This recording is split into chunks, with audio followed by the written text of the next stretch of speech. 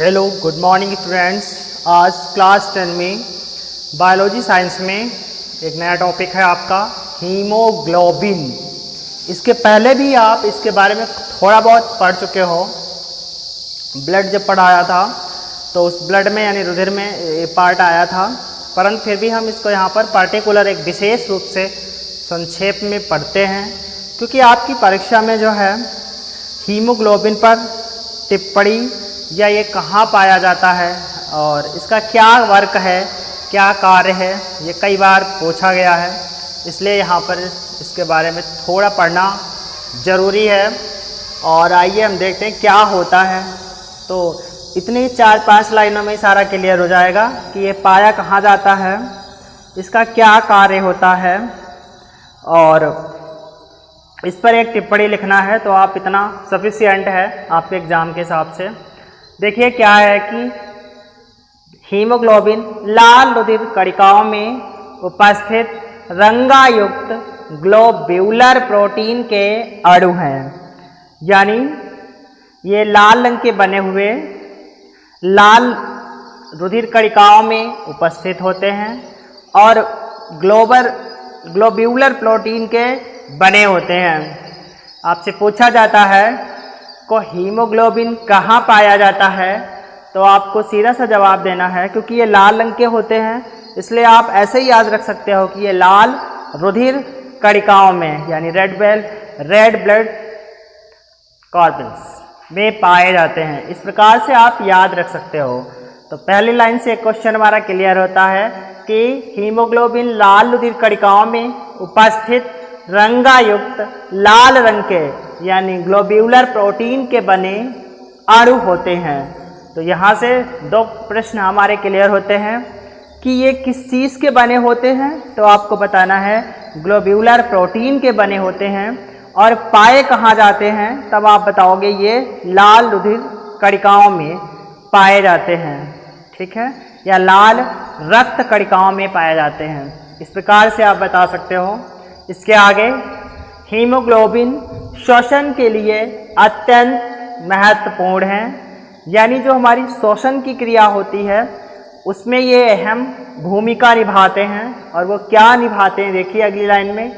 प्राणियों में श्वसन क्रिया में ग्रहण की गई ऑक्सीजन हीमोग्लोबिन से क्रिया करके ऑक्सी हीमोग्लोबिन बनाती है, ठीक है। तो ये बहुत इंपॉर्टेंट लाइन है कि जो प्राणी श्वसन क्रिया में ऑक्सीजन को ग्रहण करते हैं तो हीमोग्लोबिन क्या करता है, ऑक्सीजन से क्रिया करके ऑक्सी हीमोग्लोबिन बनाता है।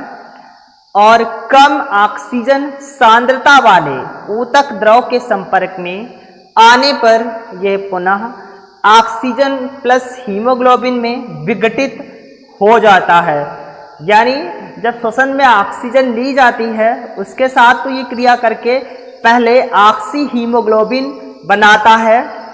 इसके बाद क्या होता है कि कम ऑक्सीजन सांद्रता वाले, जिसमें यानी ऐसा द्रव या ऐसा विलयन जिसमें ऑक्सीजन की कम सांद्रता है, अर्थात उसमें ऑक्सीजन कम मात्रा में मिली हुई है, उस द्रव के जब ये संपर्क में आता है, यानी जिसमें ऑक्सीजन की सांद्रता जिस विलयन में कम है उस विलयन के संपर्क में जब यह आता है तो पुनः ऑक्सीजन और हीमोग्लोबिन में बंट जाता है, यानी विघटित हो जाता है। और विघटित होने के बाद ये क्या करता है, जो हमारे शरीर की ऊतक कोशिकाएं हैं, टिश्यू सेल्स हैं, उन टिश्यू सेल्स को ये ऑक्सीजन प्रोवाइड करवाता है, अर्थात उनको ये ऑक्सीजन पहुंचाता है। तो ये सारे काम करने के लिए मनुष्य के शरीर में जो है कई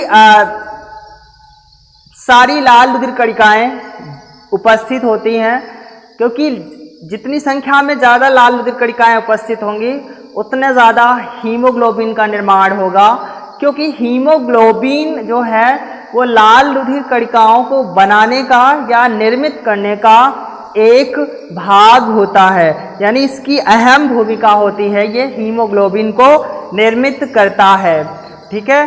तो ऑक्सी हीमोग्लोबिन बनाने के बाद जो हीमोग्लोबिन है ये जब कम सांद्रता वाले विलयन के साथ मिलता है या मैच होता है तो ये क्या करता है, ऑक्सीजन और हीमोग्लोबिन में विघटित हो जाता है।